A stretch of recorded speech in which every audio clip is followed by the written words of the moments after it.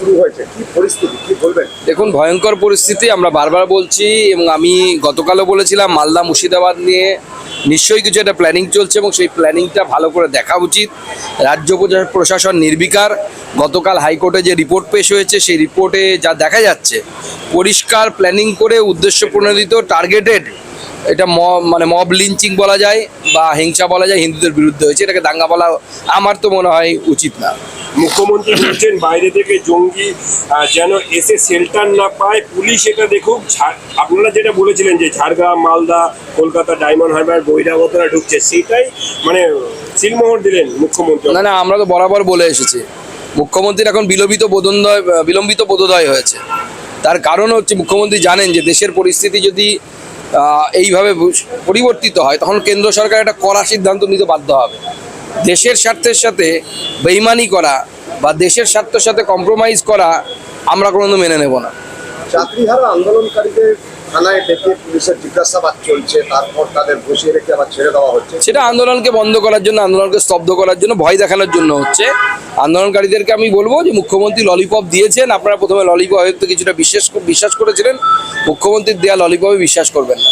হুমায়ুন কবিরের নিশানায় ফিরহাদ হাকিম এবং সিদ্দিকুল্লাহ চৌধুরী। বাঙালি মুসলিমদের মধ্যে ফিরহাদের গ্রহণযোগ্যতা নেই এবং মুসলিমদের মধ্যে প্রভাব কমেছে সিদ্দিকুল্লাহ চৌধুরী, মত হুমায়ুনের। দেখুন, প্রথম কথা হচ্ছে এখন বাংলায় কম্পিটিশন চলছে তৃণমূলের মুসলিম নেতাদের মধ্যে যে আগামী দিনে সোহরাবর্দী বা জিন্না কে হবে, সেই নিয়ে কম্পিটিশন চলছে। এটা ঠিক যে ফিরহাদ হাকিম সাহেব তো আর বাঙালি মুসলমান নন, তিনি গয়া থেকে আসা উর্দুভাষী মুসলমান, আর মুর্শিদাবাদের বিধায়ক হচ্ছে বাংলাভাষী মুসলমান। তো বাংলাভাষী আর উর্দুভাষী মুসলমানের মধ্যে সবসময় একটা ক্ষমতা নিয়ে বিরোধ ছিল, কে ক্ষমতাটা ভোগ করবে।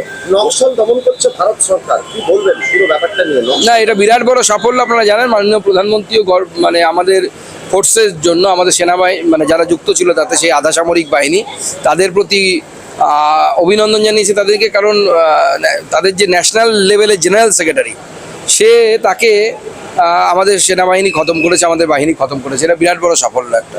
মুর্শিদাবাদে হিংসার ঘটনায় ভরতপুরের বিধায়ক বলছেন যে ভোটে 26-এর ভোটে এর প্রভাব পড়বে।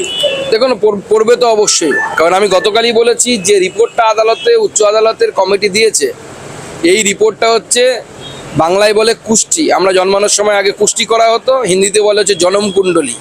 এটা হিন্দুদের আগামী দিনের ভবিষ্যতের জনমকুণ্ডলী বা কোষ্ঠী বিচার। যদি হিন্দুরা এই কোষ্ঠী বিচার দেখতে না পারে, না বুঝতে না পারে, তাহলে আগামী দিনে ভবিষ্যতে মুর্শিদাবাদের মতোই অপেক্ষা করছে। শেষ প্রশ্ন, কলকাতায় তুর্কি গহনা বিক্রি হচ্ছে, ডিসপ্লে হচ্ছে, জানানো হচ্ছে যে স্টক করবেন না, ব্যবসায়ীদেরকে বলা হচ্ছে। না, উচিতও না, কারণ যেহেতু আমাদের দেশের বিরুদ্ধে পাকিস্তানের সাথে লড়াইয়ে তুর্কির অবস্থান ছিল, তো স্বাভাবিকভাবে জাতীয়তাবাদী লোক হিসেবে বা দেশপ্রেমিক হিসেবে আমি সবাইকে অনুরোধ করব যে যারা ভারতবর্ষকে ভালোবাসেন তারা তুর্কির কোনো কিছুই কিনবেন না।